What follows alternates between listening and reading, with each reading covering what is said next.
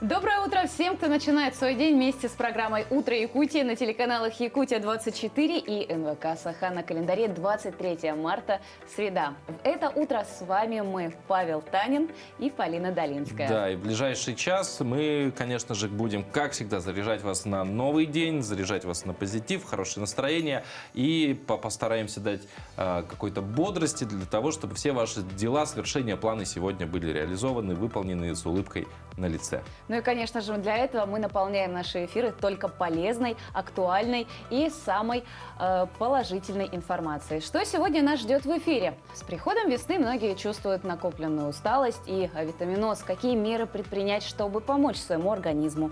Рубрика «Мой доктор» поможет вам справиться с переутомлением. Когда идеи стоят денег, как, в принципе, создать свой собственный какой-то стартап, реализовать его и продать, что самое интересное. Участники последнего тура стартап-тура, последнего этапа стартап-тура, расскажут в том числе об этом и о последних разработках Сколково.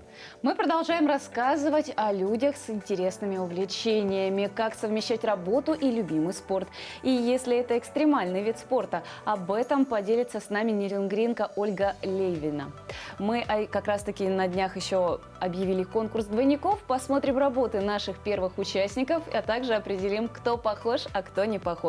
Друзья, конкурс продолжается. Вы можете отправлять свои фотоколлажи на номер 8 914 273 44 88. Если вы считаете, что вы, ваш друг, знакомый или близкий похожи на какую-то известную личность, вы можете сделать 2 фото того самого известного человека и фотографию участника, который на него непосредственно похож. Также на этот номер можете присылать какие-то свои вопросы, просто передать приятные поздравления, пожелания своим родным, близким. 8 914 273 44 88. Всегда ждем ваших писем цифровых. Ну и самое время узнать о погоде за окном. По данным Якутского гидрометеоцентра, в 6 часов утра температура воздуха в центральных районах составила минус 18, минус 30 градусов. В заречной группе Улусов 15-27, ниже нуля. В южных в это утро в Алдане минус 10, а в Нирингре минус 16. В Вилюйской группе 10-16 градусов мороза, в Нижнеленских 23-25 со знаком минус. В западных в это утро в Мирном минус 10, в Ленске минус 13, в Алекминске минус 9. В Колымо-Индигирской группе Улусов, в Черском тепло, минус 4 градуса в это утро. Более прохладно в Уснере, минус 22. В Янских 20-24 со знаком минус, на северо-западе 21-33 градуса мороза.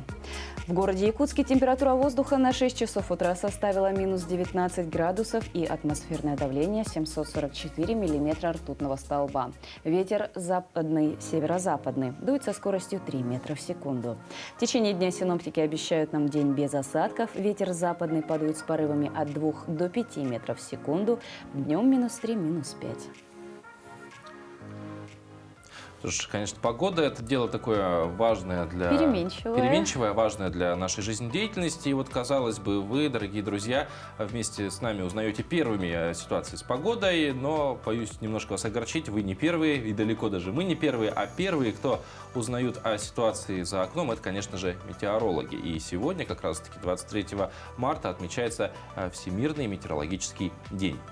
И кроме того, что показатели метеорологов, они снимают еще и другие важные показатели, которые так или иначе как-то влияют на погоду. Кстати, друзья, вы никогда не задумывались, почему в Якутске, в центре города и на Гемиине, а также в порту, погода может сильно разниться? И, кстати, для чего используют человеческий волос? Вот как раз-таки можем узнать далее. Ой, хорошо, ясно на небе.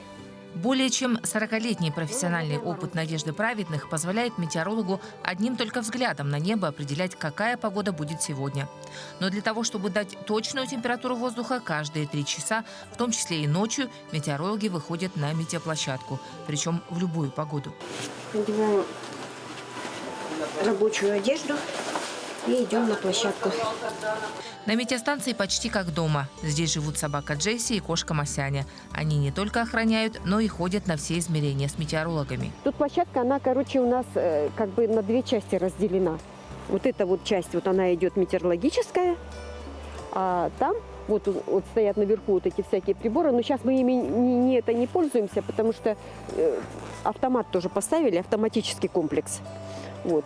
А так, по этим приборам мы тоже каждый срок проводили наблюдения определенные. С внедрением новых технологий количество ручных замеров стало меньше. Но, как говорят сами метеорологи, человеческий фактор никто не отменял. Ведь они отвечают за каждую цифру. На их основе синоптики затем формируют краткосрочные и долгосрочные прогнозы. Когда прогнозы 90% сбываются, этого не видит никто. А как только один какой-то несчастный не сбылся, а в принципе оправдаться, даже вот по плану оправдываемости стопроцентной нет. Потому что это практически невозможно. Данные метеорологов особенно становятся востребованными зимой, когда из-за холодов отменяют учебные занятия в школах. И многие спрашивают, почему, когда в аэропорту минус 45, то на Гемеине на 4 градуса теплее. Оказывается, так было не всегда. Раньше вокруг метеоплощадки строений практически не было. За застройкой квартала здесь стало намного теплее. Этим и объясняется разница в показателях. Помимо температуры воздуха, метеорологи следят и за другими важными показателями. Здесь находится вода. И вот потому, докуда тут вода эта замерзла, вот сейчас посмотрим. Вот она промерзла до 70 сантиметров сейчас. Каждое утро эта марля меняется на другую, на чистую. А вот это вот снимается и отправляется в лабораторию, там потом она сжигается, и они там на своих приборах определяют, сколько всяких загрязняющих частиц в воздухе находится. Здесь у нас будка для самописцев. Самописцы стоят, который один вот этот термограф называется, он записывает температуру воздуха в течение суток. И второй прибор точно так же записывает влажность. Вот у нас прибор вот этот, вот видите, вот тут натянутый пучок волос человеческих, обезжиренный человеческий волос. И в зависимости от того, какая влажность, меняется натяжение его. Меняется натяжение, и через передаточный механизм идет он на эту стрелку, и, соответственно, стрелка то вниз, то вверх.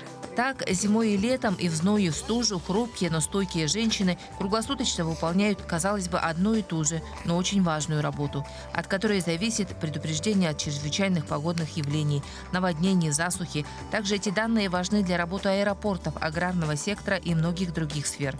Несмотря на скромную зарплату и беспокойный характер работы, здесь трудятся люди, действительно любящие свою профессию и не устающие радоваться любой погоде. Вообще интересная же. Я говорю иногда, вот даже столько лет отработав, выходишь на небо, смотришь, елки-моталки, ты за 40 лет такого еще не видел. Туяра Филиппова, Григорий Хлопков, Павел Пахомов, Якутск. Друзья, ну и что же касается того самого конкурса двойников. У нас уже...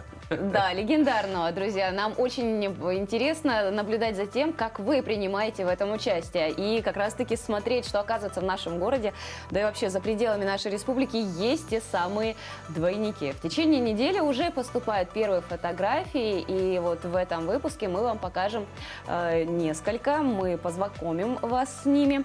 Первый – это, конечно же, Александр Ясень. Поэт, песенник, артист и режиссер. Кстати, родом он из Алдана, наш земляк. Сейчас он живет в Москве. Его сравнивают с американской кинозвездой Леонардо Ди Каприо. Но он пробует себя в разных образах. Например, он снимался в роли вождя Владимира Ленина и так далее. Да, ну, в принципе, сходство достаточно сильное, я бы сказал. Причем, не знаю, можно ли считать его аналогом, да, Ди Каприо. Ну, а еще, да, имеет смысл рассказать о других участниках. Интересные фотографии прислали нам те воспитатели детского сада номер 41 «Росинка», которые похожи на известных персон. Например, вот на этой фотографии мы видим, это Светлана Сергеева, воспитатель детского сада. Она очень похожа на оперную звезду Любовь Казарновскую. Она прям очень похожа, прям, вот, один в один. Может быть, это и есть она сама. Да, но работает здесь у нас в Якутске. Ну, работает здесь у нас в Якутске, вот. Даже специально в одних тонах, вот мы видели, сейчас коллаж был, да, вот прям повторила образы, причем так замечательно, и вот все, и улыбка, и даже энергетика вот эта самая, она вот прям, я думаю, через экраны это чувствуется. Так что, друзья, смотрите, принимайте участие, обязательно тоже участвуйте. В течение всей передачи мы будем вас знакомить с нашими двойниками. Да, обязательно. Напоминаем, что мы принимаем заявки до 1 апреля по номеру WhatsApp 8 914 273 44 88. И как раз-таки туда можете отправлять свои коллажи. Да, а кто победит, у того все будет окей. Но почему окей? Потому что сегодня исполняется, не побоюсь, 180 лет вот этому символу окей. Окей. Точнее, не символу окей, я вас всех обманул, фразе окей, сегодня 180 лет исполнилось. Вот. Ну, фраза этого означает все хорошо, согласен и так далее, то есть много интерпретаций. А пришел он на замену вот как раз-таки вот этому символу, который еще старше. И иудисты его тоже использовали в своем, что обозначало гармония. Вот какие еще сегодня праздники можно отметить, если хотите, сейчас узнаем.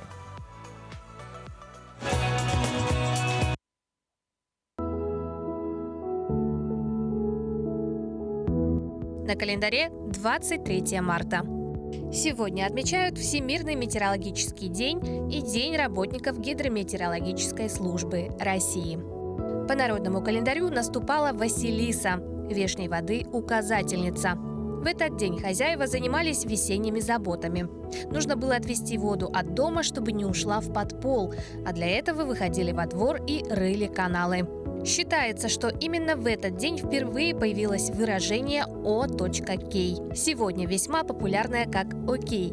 Версий появления выражения выдвигалось много. По некоторым сведениям, в бостонской газете Morning Post это выражение появилось как шуточное сокращение неправильно написанного «All Correct». 146 лет назад Павел Яблочков получил патент на изобретенную им электрическую свечу, которая стала первым электрическим источником света. Во время матча между сборными Севера и Юга Англии на футбольных воротах впервые использована сетка. Археологи обнаружили на Крите остатки легендарного лабиринта – дворца Минотавра. В результате этих исследований была открыта абсолютно неизвестная до тех пор, но одна из величайших древних цивилизаций. Эта цивилизация существовала между первобытными эпохами и античностью и получила название Минойской. В этот день родились Акира Куросава, японский кинорежиссер, продюсер, сценарист фильма «Семь самураев». Арчил Гамиашвили, один из артистов, сыгравших Остапа Бендера. Виктор Корчной, шахматист, гроссмейстер. Кэрри Рассел, американская танцовщица, актриса. Максим Маринин, российский фигурист, чемпион России, Европы и мира. Именины отмечают Анастасия, Василиса, Виктор, Галина, Георгий, Денис, Дмитрий, Иван, Леонид, Марк, Михаил, Ника, Павел и Федор.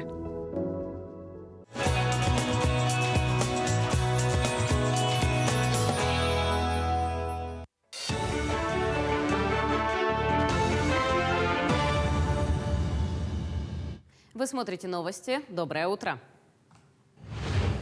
В правительстве заверили в достаточном запасе сахара и гречки в России. Об этом заявила вице-премьер Виктория Абрамченко на совещании с президентом страны.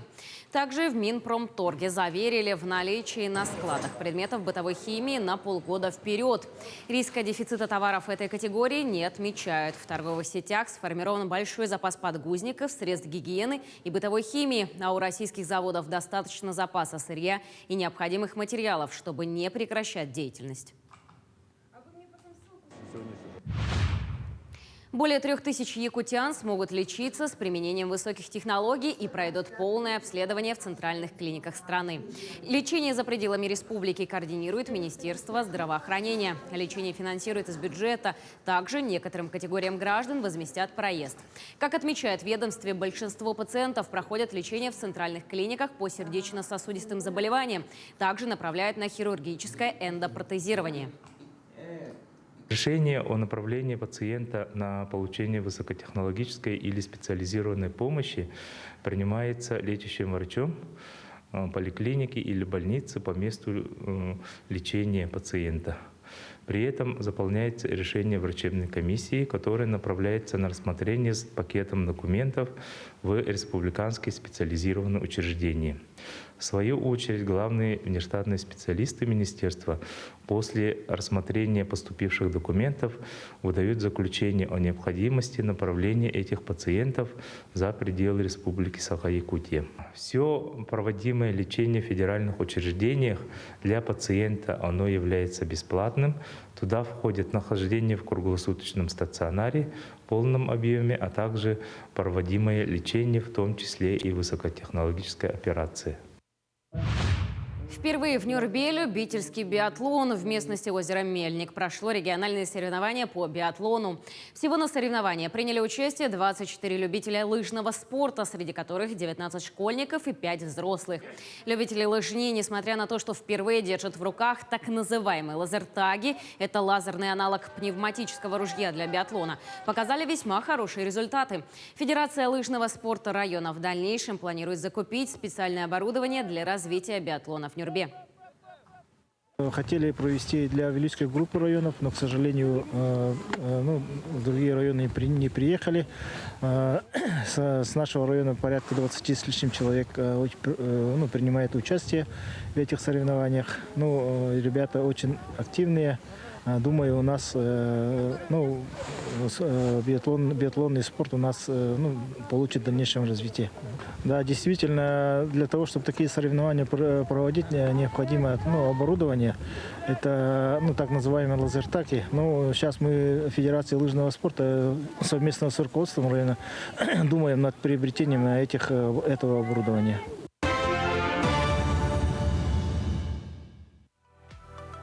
В Якутске 25 марта начнется стартап-тур. На протяжении 10 лет фонд Сколково проводит мероприятия, направленные на поиск лучших технологических решений и популяризацию инновационного предпринимательства в регионах России. Уже на этой неделе стартап-тур вновь соберет на своей площадке единомышленников. Конкурс состоит из нескольких направлений: информационные, биотехнологии, в медицине и в сельском хозяйстве, энергетические и индустриальные технологии. Говоря о плюсах участия вообще в этом действии, стартап-туре, поговорим с нашим гостем. Николай Потапов, победитель регионального этапа стартап-тура 2019 года. Также мы знаем его как один из основателей проекта «Видроид». Николай, доброе утро. Здравствуйте. Да. Направление информационные технологии вы стали победителем со своим как раз-таки проектом робота-уборщика «Видроид». Мне всегда нравилось это название. Выиграли тогда 300 тысяч рублей, если не ошибаюсь. Потом автоматически попали в всероссийский этап стартап Village в Москве. Там также успешно выступили, выиграли 2 миллиона рублей, если не ошибаюсь, на развитие проекта. Что вообще? 3 миллиона рублей бывает. И, собственно, что суммарно, помимо грантовой этой поддержки, может быть, и в том числе грантовой поддержки, что дало участие в этом в стартап-туре? Самое важное – это уверенность в себе, это уверенность в своем проекте, каким бы он ни назывался, чем бы он себя не отождествлял. И стартап-тур – это возможность для молодых предпринимателей, особенно технологических, это получить экспертизу от ведущих профессионалов этой отрасли. Мне очень помогло то, что на стартап-тур мы уже начали проходить акселерацию, подготовку в Би-8. Это наш якутский венчурный фонд, венчурная компания Якутии. Она помогла нам подготовиться к стартап-туру. То есть провела уже экспертизу проекта. Совместно с технопарком Якутия и Северо-Восточным федеральным университетом нас подготовили к этому мероприятию. И в 2019 году мы просто выступили, рассказали. И, честно сказать, не надеялись ни на что. Мы не надеялись на победу, мы просто вышли, выступили, показали технику, показали контракты. И потом, что дало эта экспертиза? Дало нам возможность первых продаж. То есть те деньги, которые мы получили, мы смогли инвестировать в производство и уже сделать первые продажи в Республику Казахстан. На сегодня заключено соглашение с Росатом на модернизацию техники и программному кодингу. Вы сейчас занимаетесь как раз-таки разработкой усовершенствованного робота-уборщика. Расскажите про эту работу. Благодаря тому, что мы проходили акселерацию совместно с стартап-тур, со Сколково, мы получили такие горизонтальные связи с разработчиками из Росатома, из РЖД. В РЖД мы уже сделали первую контрактовку именно на поставку пилотного робота. Но это не робот-уборщик, это робот-дезинфектор, тоже ведроид из того же семейства. А вот с Росатомом мы ведем конкретно работу по программной составляющей. И этот процесс довольно-таки сложный, потому что речь идет о полном импортозамещении всех комплектующих деталей, ну, разве что только чипов. Вот вернемся немного к стартап-туру. Да, вы рассказали, что и подготовка у вас шла, и в акселераторе, и так далее. Но как считаете, что, наверное, сыграло ключевую роль в вашей победе в стартап-туре? Большую, я бы сказал, именно студенческая подготовка. Вот в свое время мы в студенчестве очень много участвовали. Вы, Павел, помните, как мы с вами делали мероприятия совместно? Да, и вот именно работа в режиме помех, работа в режиме, ну, таком постоянном шторме. И цейтнот. Да, и цейтноте, оно как бы закаляет характер. Я сейчас работаю проректором в Арктическом государственном агротехнологическом университете. И мы тоже готовим стартапы, мы тоже готовим студентов, но уже именно с тем бэкграундом, с тем накопленным базисом знаний, которые мы уже приобрели, и показываем ребятам, какие можно сделать предварительные шаги, не допустив тех ошибок, которые допускали мы в свое время. Для многих молодых людей это вообще отличная возможность. Это, можно сказать, даже трамплин для достижений. Вот какие вы советы бы им дали? Полина, я скажу честно, ребята, которые идут со своими стартапами, своими проектами, какими бы они безумными не были, верьте в свою команду. Именно вера в свою команду, в своих товарищей, она как раз помогает двигаться. Я сам по базовому образованию медик, я выпускник мединститута. Казалось бы. Казалось бы. И сейчас я проректор по цифровизации в Арктическом агротехнологическом университете. У меня в команде робототехники, инженеры и IT-школы. Что происходит? Надо верить в свою команду, надо верить в своих друзей и товарищей. Когда есть вот это доверительные отношения внутри коллектива, они как раз и способствуют победе. Не только вера в самого себя, нет, это мало, это только. Надо верить в свою группу, в свою команду разработчиков, частичку себя отдать. Ну и, вероятно, вот эта массовая вера каждого участника в дело, которое вы делаете, тоже является ключевым фактором. Да. Все знают игру Warhammer 40 тысяч. Там есть такая, скажем так, раса орки, которые делают из, ну, скажем так, из металлолома вещи. Так вот, они верят в то, что у них техника поедет, то, что инструменты будут работать. И вот то же самое, оно у нас происходит. Если покрасить в красное, значит, это быстрое будет. Да. Если покрасить в фиолетовое, оно будет невидимое. Это правда, это действует. Это как бы не звучало смешно, оно существует. Это, может быть, у людей не хватает духовности, может быть, не хватает веры в себя или веры в Бога, но оно существует, что-то незримое, оно есть. Поэтому надо, так сказать, обратиться к своим корням, и они помогут.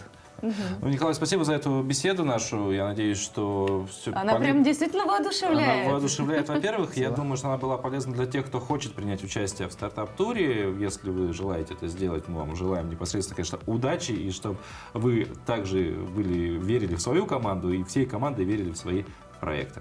А мы двигаемся далее. Немало, конечно же, командной работы потребуется этим летом многим дачникам. То есть здесь, опять же, все зависит от хорошей команды. Но уже сейчас дачники начинают волноваться, как многие товары, сейчас растут цены. На семена. На семена, это да. Что сейчас часть. высаживать, что чем можно заменить, мы можем узнать в следующем полезном сюжете. Житель села Хамагат-Танамского улуса Сергей Кривошапкин занимается выращиванием земляники у себя во дворе. Свежей ягодой он обеспечивает не только свою семью, но и продает выращенную землянику населению. Сергей Георгиевич по профессии биолог, занимается выращиванием разных растений, овощных культур. Земляникой начал заниматься около 10 лет назад. Первый год был экспериментальным. На второй год уже собрали первый урожай – это порядка 100 килограммов за летний сезон.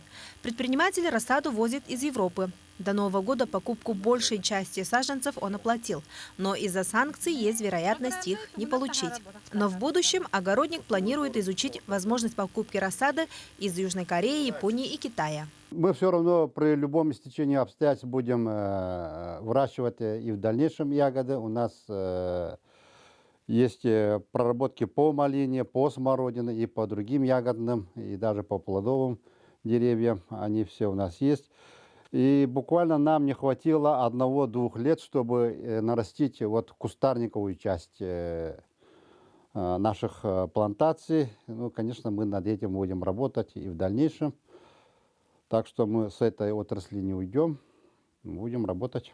Якутский научно-исследовательский институт сельского хозяйства занимается селекцией новых сортов основных сельскохозяйственных культур, которые выращиваются у нас в республике. Например, по зерновой селекции создано достаточно много культур, которые полностью районированы. Здесь импортозамещение не требуется. По картофелю за последние годы создали 4 сорта. Они тоже местного производства.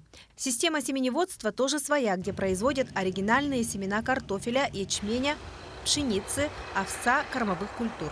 Нигде в России такого нет. У нас очень мало зарубежного. Вот розару иногда привозят, но очень мало. В принципе, без них мы можем жить. В принципе, да. В принципе, мы можем, если при необходимости, если рационально, по-хозяйственному распорядиться всеми этими вещами и всеми. Вот могли бы полностью республику обеспечить своими кормами. И своим картофелем тоже. Потому что, вот, конечно, сейчас вышло постановление о том, чтобы частники тоже покупали сортовой картофель. Но частники стараются, конечно, купить. Вот они у нас очень любят покупать. Они у нас записываются чуть ли не с января месяца.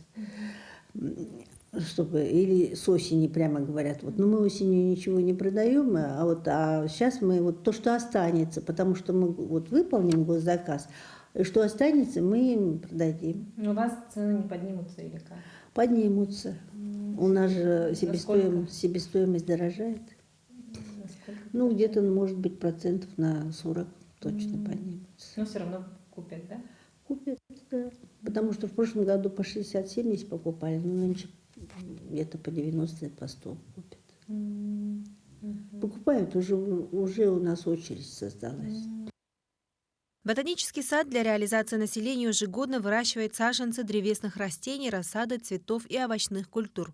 Их быстро раскупают. Предприятие семена однолетников в основном закупает. Есть и поставки семян декоративного сорта цветочных культур из-за границы. Цены подорожали, да, конечно же.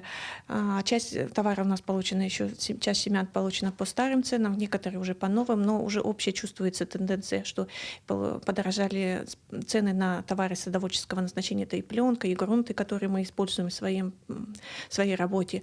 Ну, пока еще до конца у нас цены не определены. Будем все-таки следить за ситуацией. Надеемся, что все стабилизируется, и мы оставим примерно те же цены, что и были ранее.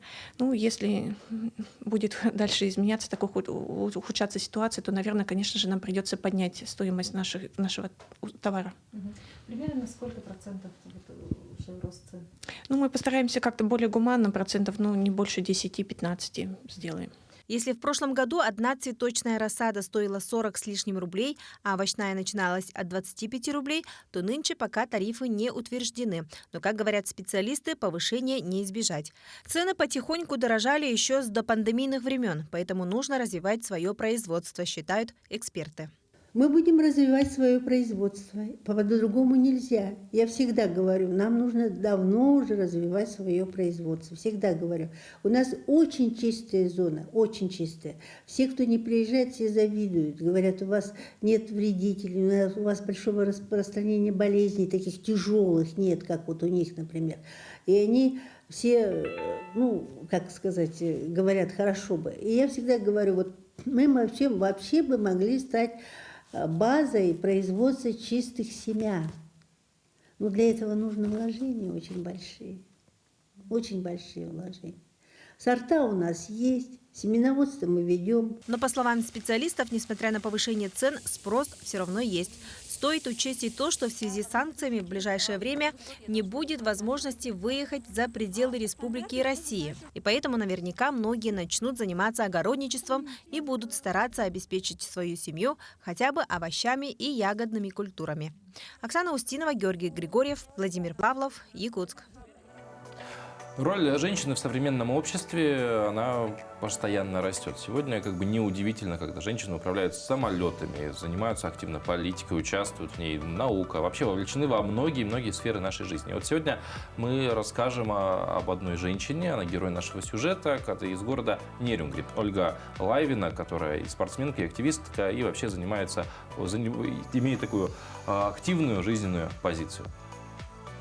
Каждый день доброжелательная, деловая и стильная. Такой ее видят клиенты и коллеги. Ольга Лайвина из 20 лет работы в банке 9 лет занимает должность руководителя. Что для меня банк? Банк, прежде всего, это люди, это отношения. Мне хочется, чтобы в нашем банке, в нашем офисе было комфортно, удобно как моим сотрудникам, так и дорогим нашим клиентам. Героиня нашего сюжета – это руководитель, который личным примером прививает любовь к жизни и показывает активную позицию, являясь многократной победительницей соревнований по горным лыжам. Благодаря Ольге вместе с ней мы, конечно, лазили по скалам. Есть такое, мы сплавляемся вместе, мы выезжаем на другие горнолыжные курорты постоянно. И как бы расширяем свой кругозор. Главное увлечение, которому Ольга предана уже много лет – это лыжи. Но, несмотря на плотный график работы, домашние дела и тренировки, всегда находит время для активного отдыха. Как правило, летом это сплав, а в День Победы – это восхождение с единомышленниками на вершину горы на перевале Тит.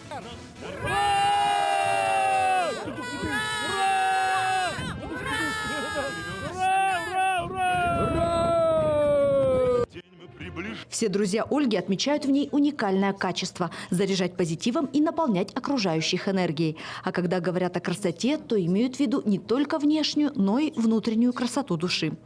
Только позитивный человек может добиться успеха и заслужить уважение окружающих и добиться реализации самой заветной мечты. Ирина Жданова, Захар Головин, Сергей Козюра, Нерюнгри.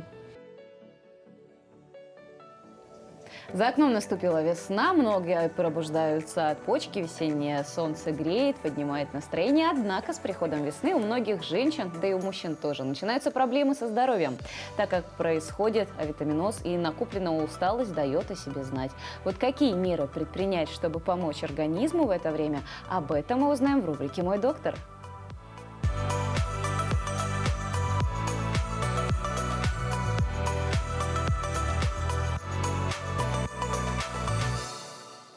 Нет универсального комплекса для женщин. Все зависит от того, какую задачу ставите перед собой.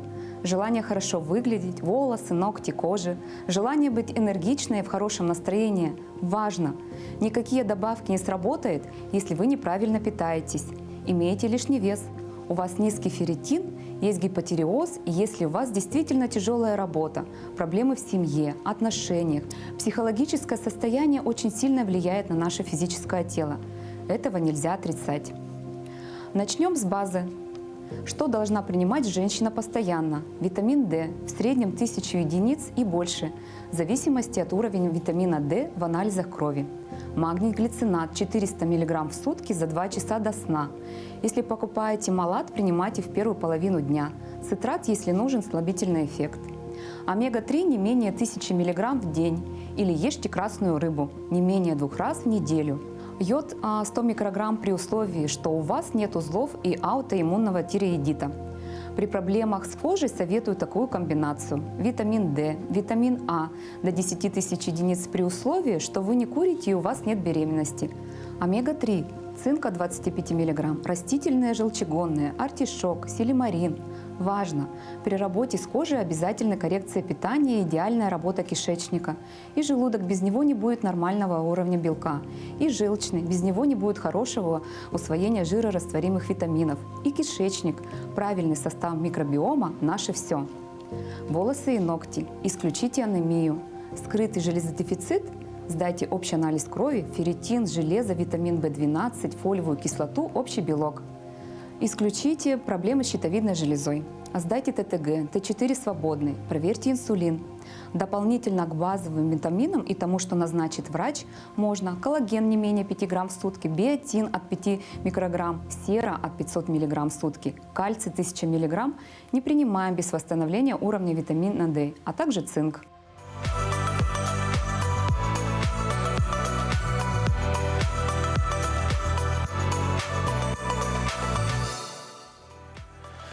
чем дальше от нас отдаляется история, само время Великой Отечественной войны, тем ценнее становится непосредственно для нас вот эти знания, какие-то информация, какая-то сохранившаяся с тех дней. И в рубрике «Столетие Якутской ССР» сегодня расскажем как раз о вкладе якутян в Великую Победу. Ты знаешь, но мы посмотрим это чуть позже, потому что сейчас, я так понимаю, ты все-таки отвлекся, да, немножечко.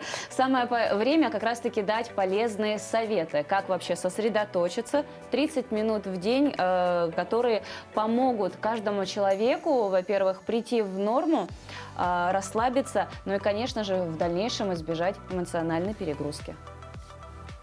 На каждом пальце находится более 3000 рецепторов, которые напрямую соединяются с мозгом. Если человек не привлекает свой мозг к работе, существующие связи слабеют. Мозг получает меньше кислорода, соответственно, начинает хуже работать.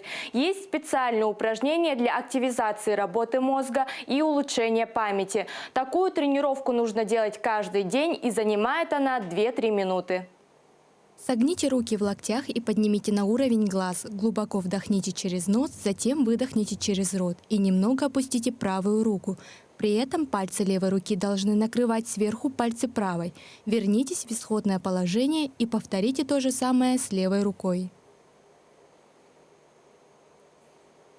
Согните руки в локтях и поднимите ладони до уровня рта, так, чтобы они смотрели на вас, а мизинцы обеих рук соприкасались мизинцами.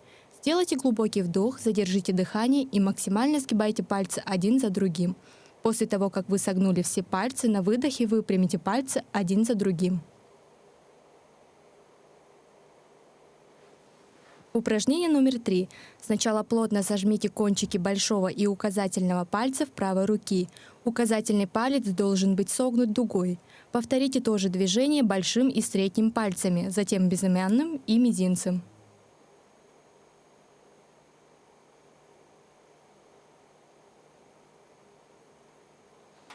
Сожмите левую руку в неплотный кулак, при этом пальцы правой руки должны быть прямыми и плотно прижаты друг к другу.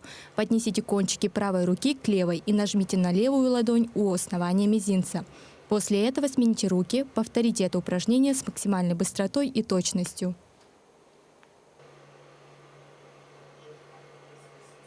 Такую тренировку нужно делать каждый день, тогда ваш организм омолодится, а работа мозга станет более эффективней. Вот очень интересный совет, естественно. В это время года, весна, она немножко тяжела для человека, потому что, опять же, мы говорили о витаминоз, опять же, вот эта накопленная усталость за зиму. Но скоро все потеплеет, все расцветет, и будем опять сиять, благоухать. Тем временем еще раз хотим напомнить про наш конкурс двойников, который мы объявили, и хотим еще раз представить вам, не еще раз, а представить еще одну участницу нашего конкурса, также воспитатель детского сада номер 41, очень похожа на известную персону. Вот на этой фотографии Елена Иванова очень похожа на российскую актрису Глафиру Тарханову. Вот тоже на этой видно, фотографии черно-белые почему-то, да, мне вот постарались и как раз-таки выбрали и ракурс, и цвет, и действительно сходство, очевидно. Да. И, дорогие телезрители, у вас тоже, напоминаем, есть шанс, возможность, если считаете, что вы похожи на кого-то, ваши знакомые, коллеги похожи на кого-то, отправляйте нам на WhatsApp номер, который видите на экране, прямо под нами. Вот он, красивенький такой. Мы двигаемся дальше, и как раз-таки сейчас наша новая рубрика, посвященная столетию Якутской ССР.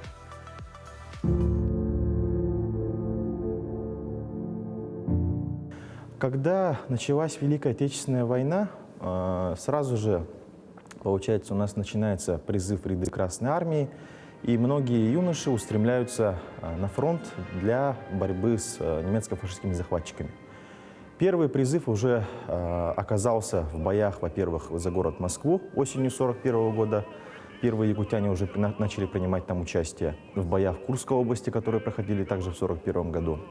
Затем у нас после этого якутяне дальше участвовали в сражениях, в самых ключевых, это, конечно же, в сражениях весны 1942 года и, конечно же, Сталинградской битвы. Наши воины отличились в том числе и в ходе допустим, сражения лета 43-го года, в ходе форсирования Днепра. Одного из них можно назвать Федора Кузьмича Попова, который явился одним из первых героев Советского Союза из народа Саха. И стоит отметить то, что вот в период вот именно с 42-го года и начала 43-го года уже в Красной Армии начало активно действовать снайперское движение, и одним из ярких представителей которого стали снайперы-якутяне. Очень много воинов Красной Армии из числа якутян принимало участие в боях по освобождению европейской части Советского Союза. И к 1944 года в составе многотысячной Красной Армии они уже подошли к государственной границе СССР. И среди якутян, которых было призвано на войну около 62 тысяч, 24 из них стало героями Советского Союза, один из них, ну скажем так, один стал героем Российской Федерации, так как ему было вручено звание чуть позднее.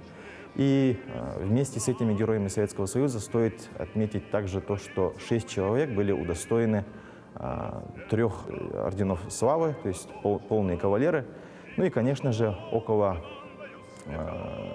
2500 кавалеров орденов, то есть самых высших орденов, скажем так. Учитывая то, что вот на фронт было призвано всего 62 тысячи человек, на родину вернулось всего лишь около половины. Ну и нельзя не отметить тот факт, что после победы над Гитлером у нас большое количество якутян также и сражалось в советско-японской войне 1945 года, то есть в борьбе против милитаристской Японии. Более подробно о периоде вообще Великой Отечественной войны вы можете узнать в ходе посещения нашего исторического парка, а именно в зале, посвященном первой половине 20 века, где в том числе есть контент по общей истории Великой Отечественной войны, но и контент, касающийся роли Якутии в Великой Отечественной войне. 25 марта в Государственном театре оперы и балета состоится праздничный концерт лучших самодеятельных творческих коллективов «Грани алмаза», посвященный Дню работника культуры России и приуроченный к Году культурного наследия народов России и столетию образования Якутской ССР. И вот как раз-таки об этом фестивале поговорим с заместителем министра культуры и духовного развития республики Владиславом Левочкиным. Владислав, доброе утро. Доброе утро. Грани алмазов засияют, алмаза. Засияют уже 6-й раз, то есть не первый раз это проводится. Расскажите вообще об этом событии, сколько в этом году участников, и это самодеятельные театры, какие районы будут представлены?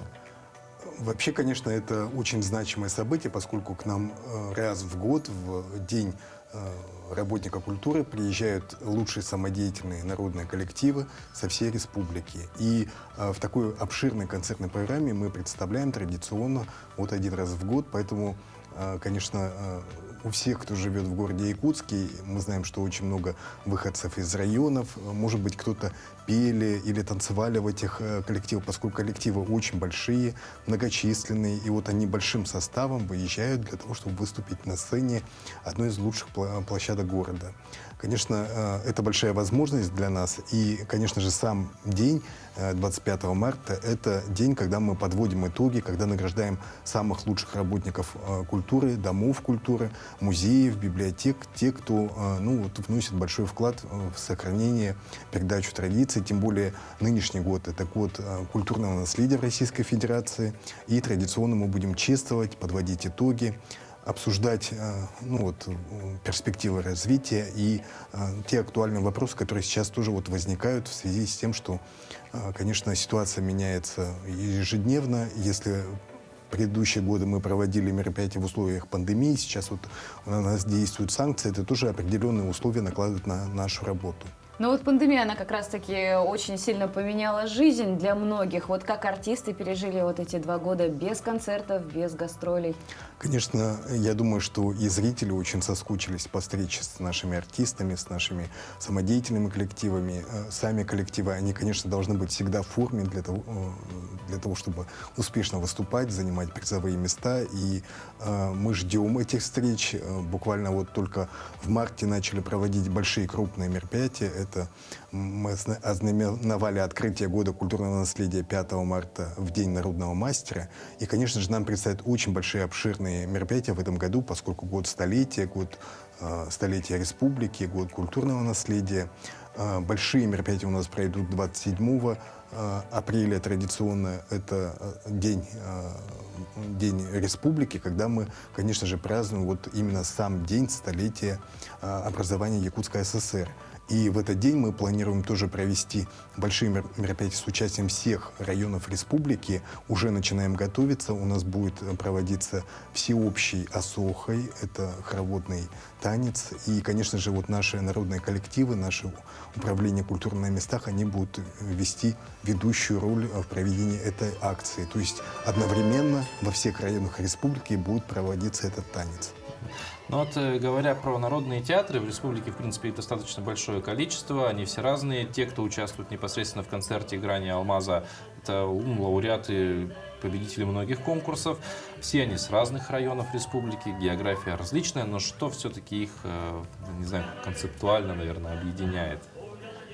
У нас очень развито народное творчество и очень много народных коллективов, порядка 150 мы насчитываем. Это народные хореографические ансамбли, вокальные ансамбли, драматические театры, тоже очень развитое направление. У нас очень развиты трудовые коллективы, и трудовые коллективы тоже имеют свои ансамбли самодеятельности. Мы тоже их призываем к участию во всех мероприятиях, которые будем проводить. Конечно же, ну вот их объединяет любовь к своим культурным традициям. У нас многонациональная республика, и вот как раз-таки задача этих коллективов в первую очередь воспитывать такой межкультурный диалог.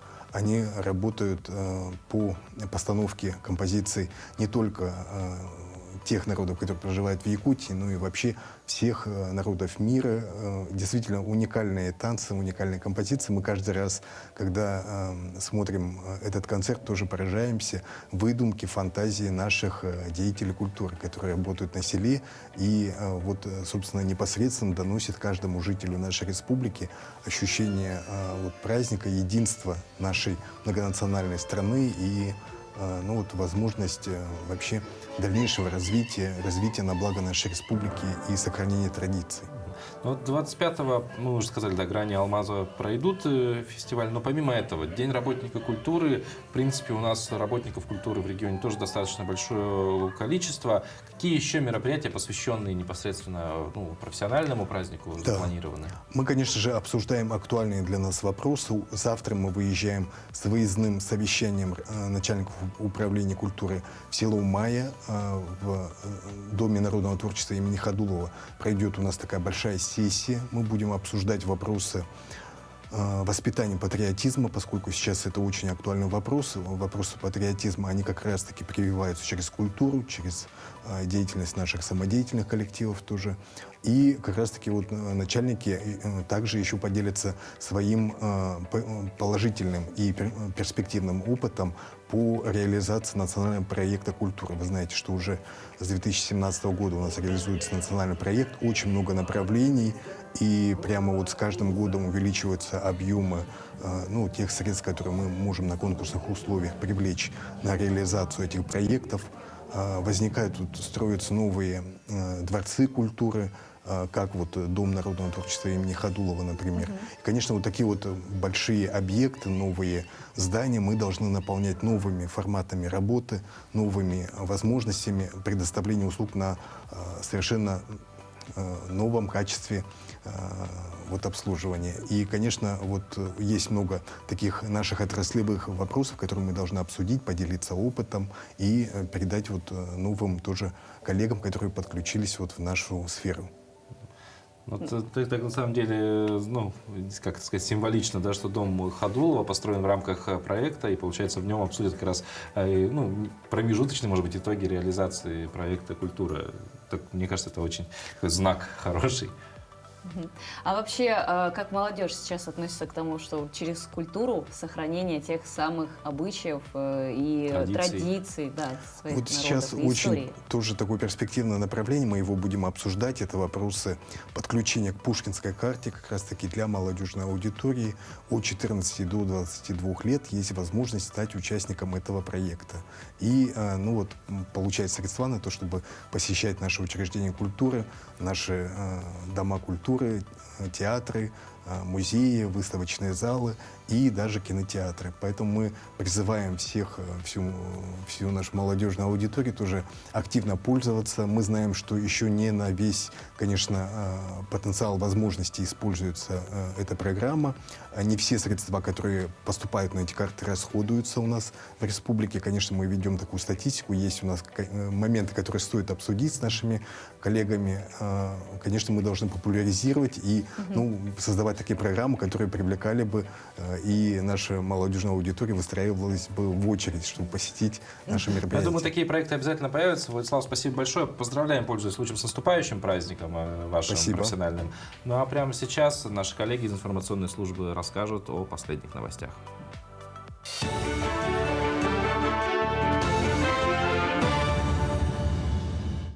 Доброе утро, вы смотрите новости. На основании приказа Государственного комитета по ценовой политике Якутии были установлены нормативы. К социально значимым продовольственным товарам относятся хлеб, мука, масло подсолнечное и сливочное, молоко, рис, крупа гречневая и другие. Таких наименований в Татинском улусе 22. Там имеется 2 централизованные базы, которые обеспечивают население и детские организации продуктами питания. Из-за лимитирования выдачи продуктов в оптовых базах Нижнего Бестяха и Якутска предприниматели каждый день едут в город за товаром. Каждую неделю тарифным агентством по Татинскому улусу совместно с прокуратурой проводятся рейды. По части Татинского района у нас действует 22 наименования по 3 зонам. И каждый по 3 зонам действует отдельные торговые надбавки на социальное значение продовольственные товары. В данное время, каждую неделю мы мониторим цены по продовольственным товарам. Пока ведется работа по Тыкуле, в дальнейшем мы планируем охват по всему району. По итогам совместной рейды с прокуратурой Татинского района не выявлено нарушения по торговым надбавкам на социальное значение продовольственные товары.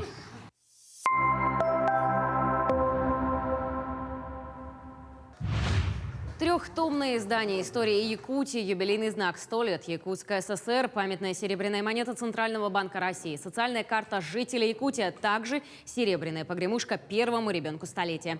Все это выпущено навстречу празднованию столетия образования и якутской автономии. Также по всей республике проводятся различные значимые работы. В том числе реализуется проект «100 общественных инициатив», строится 100 социально значимых объектов, будут отсняться документальные фильмы на долине Тоймады. Планируется проведение национального праздника республиканского масштаба. Был сформирован федеральный план мероприятий, финансирование выделилось из и федерального бюджета, и из бюджета республики. Ну и на сегодняшний день мы полностью готовы к празднованию нашего исторического праздника автономии Якутской ССР. Вот мы сегодня собрались презентовать общественности, какие мероприятия мы приготовили. Остались считанные дни до старта масштабного молодежного фестиваля «Муссу-Стар». По словам организаторов, подготовка фестиваля завершается. В этом году участники фестиваля могут проявить себя в 13 разных треках. Нынешнее мероприятие, с учетом всех ситуаций в стране, будет проводиться с уклоном на образовательные направления и патриотизм. Сейчас во многих районах завершаются отборочные мини-фестивали. Помимо этого, отдельные квоты дали всем районам республики. К участию ждут представителей талантливой и творческой молодежи со всей Якутии. Основные мероприятия по трекам будут проходить 25 числа с утра до вечера, а 26 в 6 часов вечера уже такое финальное мероприятие, где мы соберем победителей разных конкурсов. На этом все. Хорошего дня.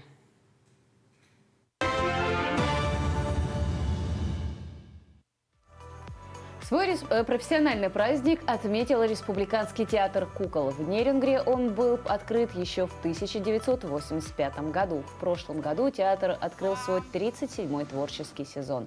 Уже состоялись премьеры спектаклей «Китайская история» и «12 месяцев». На данный момент в театре работает 46 человек. Среди них есть те, без кого театр кукол невозможен. За все время работы театра выросло несколько поколений детей, которые посмотрели сотни постановок в самых разных жанрах. Взрослый зритель тоже не обделен вниманием. Сейчас вообще в ведущем репертуаре этого театра порядка 50 различных спектаклей.